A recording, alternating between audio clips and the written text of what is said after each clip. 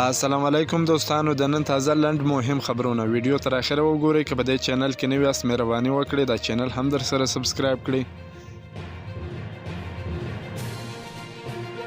د افغانستان زعفرانو د نړۍ په کچه لومړی مقام خپل کړ.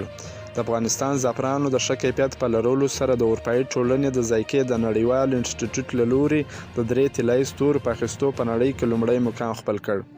د یادولو وړ ده چې د افغانستان زعفرانو مخکې هم څو ځلې د نړۍ په کچه لومړی مقام ګټلی و.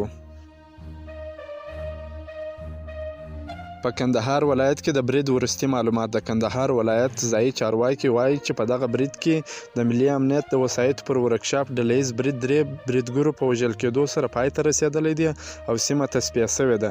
دوی زیاتوي چې برید کې یو سرتیری شهید شوی دی او 2 نور ټپیان دي. د بغلان پولیس وایي چې تیره ورځ وسلوالو طالبانو بغلان ولایت دوشي ولسوالۍ کې د تیلو 6 ټانکرونو ته اور اچولی دی او موټر چلوونکي یې له ځان سره بیولی دي. د امریکا دفاع وزارت وایي چې په افغانستان کې د خپلو ځواکونو شمیر 2.5 زره ته راکښته کړی دی. د امریکا دفاع وزارت په یوه خبرپاڼه کې ویلي دي چې امریکا له بل هر وخته په افغانستان کې د خپلې جګړې پای ته رسېدو ته نږدې شوې ده. یاد وزارت زیاتوي دا په 2 لسیزو کې په افغانستان کې د متحده ایالاتو ځواکونو تر ټولو ټیټه کچه ده او پاتې 2.5 زره عسکر به یې له ناټو سره په ګډه تروریزم پر ضد او دغه راز د افغان ځواکونو د روزنې مشري او مرستې ماموریت مخته یوسي.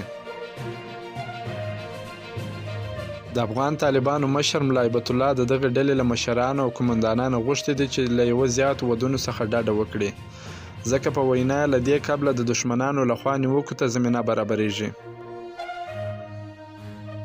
د افغانستان لپاره د پاکستان سفیر منصور احمد خان BBC ته په یوه مرکه کې ویلي دی اسلام آباد د افغانستان د سولې روانې پروسې د بریالیتوب او سیاسي حل موندنې لپاره د افغان حکومت له مشرتابه نیولې تر بېلابېلو مهمو سیاستوالو او طالبانو پورې ټولو سره په اړیکه کې دی.